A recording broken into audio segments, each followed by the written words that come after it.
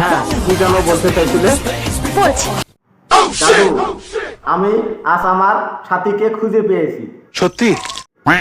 হ্যাঁ, সত্যি। তাহলে কোথায় যাবে? কোথায় আর যাবে? হয়তো বন্ধুদের সঙ্গে কোথাও ঘুরতে গিয়েছে।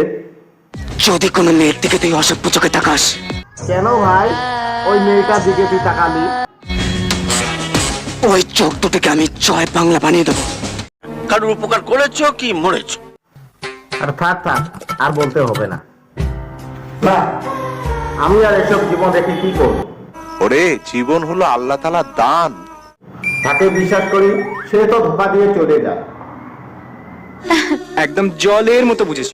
হ্যাঁ হ্যাঁ ভাই, বুঝান, ভালো করে বুঝান। আপনাদের জুটি খুব সুন্দর লাগছে। Yeah!